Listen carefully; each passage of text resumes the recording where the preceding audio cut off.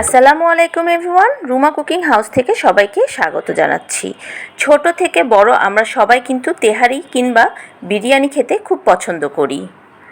হ্যাঁ বন্ধুরা, আমি আজকে আপনাদেরকে চিকেন তেহারি কিভাবে প্যাকেট মশলায় রান্না করা যায় খুব সহজে সেটাই করে দেখাবো। এই তেহারিটা রান্না করতে সময় লাগবে খুব কম।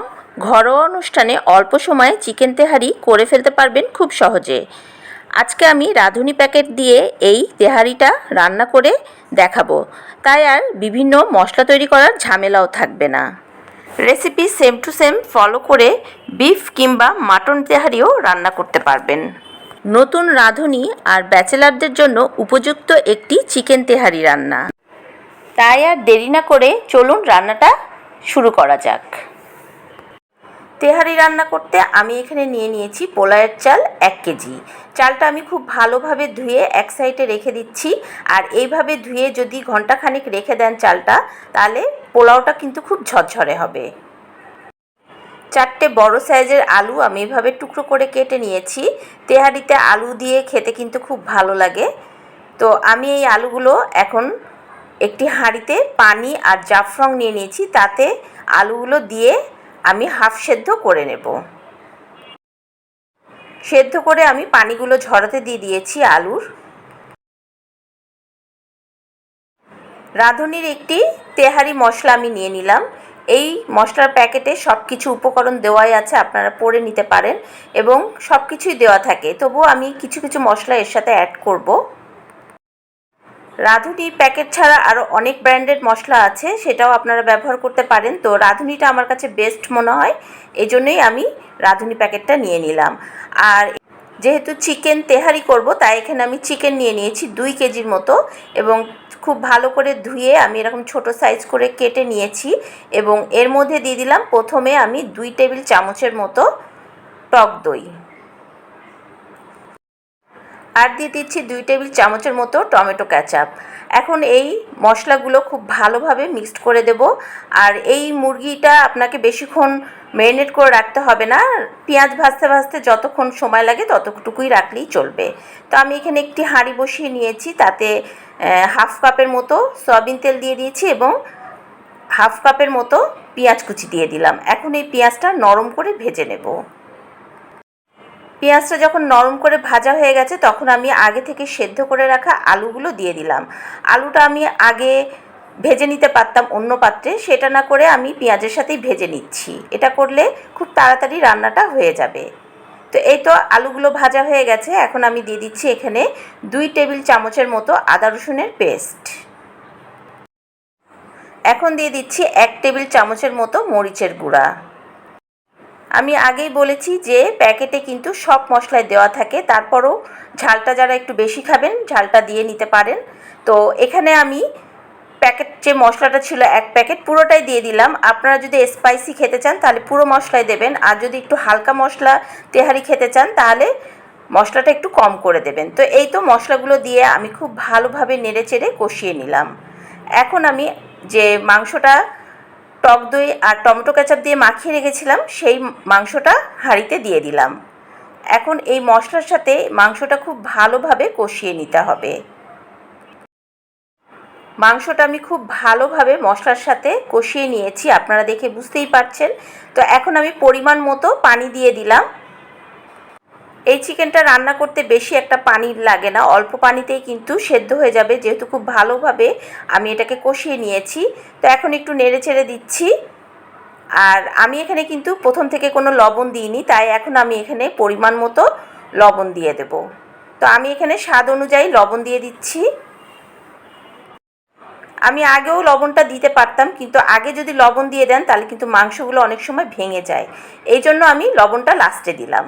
তো এই তো নাড়াচাড়া দিয়ে এখন আমি কুক হতে দেব যতক্ষণ না আমার মুরগিটা রান্না হচ্ছে। প্রায় 10 থেকে 15 মিনিট পর আমি ঢাকনাটা খুললাম। দেখুন বেশ ঝোল তরকারির মধ্যে। এখন আমি একটু চামচ দিয়ে ভালোভাবে উল্টে পাল্টে নেড়ে চেড়ে দিচ্ছি। এখন দিয়ে দিচ্ছি কিছু কাঁচামরিচ। আমি কাঁচামরিচগুলো কিন্তু ফেলে দিইনি, জাস্ট একটা ফ্লেভার আসার জন্য কাঁচামরিচগুলো দিয়ে দিলাম। তো এখন নাড়াচাড়া দিয়ে আবার আমি ঢাকনা দিয়ে ঢেকে দেব যতক্ষণ না পানিটা কমে আসছে, ততক্ষণের জন্য এখন আমাকে রান্না করে নিতে হবে চিকেনটা। দেখুন মাংসটা আমার রান্না করা শেষ, আমি চুলোটা অফ করে দিয়েছি। তো অলমোস্ট মাংসটা দেখে বুঝতেই পাচ্ছেন খুব সুন্দরভাবে কুক হয়ে গেছে, লবণ ঝাল সব ঠিকঠাক আছে। এখন আমি ভাতটা রান্না করে ফেলবো।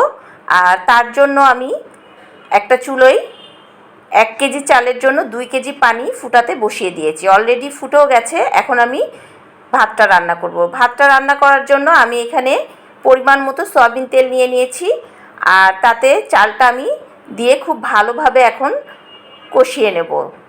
আমি কিন্তু এখানে কোনো পেঁয়াজ বা গরম মশলা কিছুই দেব না, জাস্ট তেলের মধ্যে চালটা খুব ভালোভাবে ভেজে নিতে হবে। চালটা যখন সুন্দর একটা গন্ধ বের হবে তখনই মনে করবেন চালটা খুব ভালোভাবে ভাজা হয়ে গেছে। এটা খুব ইম্পর্ট্যান্ট একটা কাজ, এটা যদি ভালোভাবে ভাজা না হয় তাহলে কিন্তু আপনার ভাতটা ঝরঝরে হবে না। আর কিছু দিয়ে দিচ্ছি আদা রসুন, এখানে আমি 1 চা চামচের মতো আদা রসুন দিয়ে দিলাম। তো আবার আমি খুব ভালোভাবে ভেজে নিচ্ছি। আপনারা দেখে বুঝতেই পাচ্ছেন যে আমার চালটা খুব ভালোভাবে ভাজা হয়ে গেছে। এখন আগে থেকে যে পানিটা আমি ফুটিয়ে রেখেছিলাম সেই পানিটা দিয়ে দিচ্ছি, তবে এখানে সব পানি দিচ্ছি না, আমি এখান থেকে 1 কাপের মতো পানি কম দিচ্ছি। যেহেতু আমাদের মাংসে একটু ঝোল আছে সেই কারণে আমি পানিটা 1 কাপ কম দিলাম। তো এই তো নেড়ে চেড়ে দিচ্ছি। এখন দিয়ে দিচ্ছি স্বাদ অনুযায়ী লবণ, লবণটা দিয়েও আমি একটু নাড়াচাড়া করে দিচ্ছি। এখন ঢাকনাটা দিয়ে ঢেকে দিলাম, যতক্ষণ না চালটা রান্না হচ্ছে ততক্ষণ আমি ঢাকনা দিয়ে ঢেকে রান্না করব। দেখুন আমার 10 মিনিট লেগেছে এটা কুক হতে। তো পানি আর চাল যখন এরকম গায়ে গায়ে লেগে যাবে ঠিক সেই সময় ঢাকনাটা খুলে আমি এর মধ্যে দিয়ে দিচ্ছি কিছু কাঁচামরিচ। কাঁচামরিচটা বরাবরের মতোই আমি কেটে দিইনি, জাস্ট আস্ত দিয়ে দিচ্ছি ফ্লেভার আসার জন্য। আর দিয়ে দিলাম কিছু কিশমিশ আর বাদাম। এখন আমি এই চালের সাথে খুব ভালোভাবে এগুলো উল্টে পাল্টে নেড়ে ছেড়ে দেবো। আপনারা দেখে বুঝতেই পাচ্ছেন কতটা ঝরঝরে হয়ে গেছে এখনই। তো এখন আমি আগে থেকে যে চিকেনটা রান্না করে রেখেছিলাম সেই চিকেনগুলো সব দিয়ে দিচ্ছি। এই তো মাংসগুলো সব দেওয়া হয়ে গেছে। এখন দিয়ে দিচ্ছি এখানে 2 টেবিল চামচের মতো ঘিটা দিলেও খুব সুন্দর একটা ফ্লেভার আসে, অবশ্যই এটা দেওয়ার চেষ্টা করবেন। আর দিয়ে দিচ্ছি এখানে কেওড়ার জল, আমি এখানে 1 ঢাকনা কেওড়ার জল দিয়ে দিলাম। আর দিয়ে দিচ্ছি এখানে 2 টেবিল চামচের মতো চিনিটা অবশ্যই দেবেন, এটা স্কিপ করবেন না। এখন ঢেকে আমি আরও 10 মিনিটের জন্য কুক হতে দিলাম। 10 মিনিট পর আমি ঢাকনাটা খুলে দিলাম। এখন আমি মাংস আর ভাতটা খুব ভালোভাবে মিক্সড করে দেব। ছোট ভিডিওতে হয়তোবা সব ইনফরমেশন দেওয়া সম্ভব হয় না, তাই রান্না সম্পর্কীয় যে কোনো মতামত জানাতে পারেন কমেন্ট বক্সে। মাংসর সাথে আমি ভাতটা খুব ভালোভাবে মিক্সড করে দিয়েছি। এখন আমি দিয়ে দিচ্ছি কিছু পেঁয়াজ বেরেস্তা। এখন ঢাকনা দিয়ে আর 5 মিনিটের মতো দমে রাখলেই আমার তেহারিটা রান্না কমপ্লিট। এই তো আমি এখন আপনাদের একটি প্লেটে তেহারিটা পরিবেশন করে দেখাচ্ছি। আপনারা দেখে হয়তো বুঝতে পারছেন কতটা ঝরঝরে হয়েছে, দেখতে যেমন লাগছে খেতে কিন্তু অনেক মজা হয়েছে। খুব কম সময়ে এই তেহারিটা কিন্তু আপনারাও বাসায় রান্না করে ফেলতে পারেন।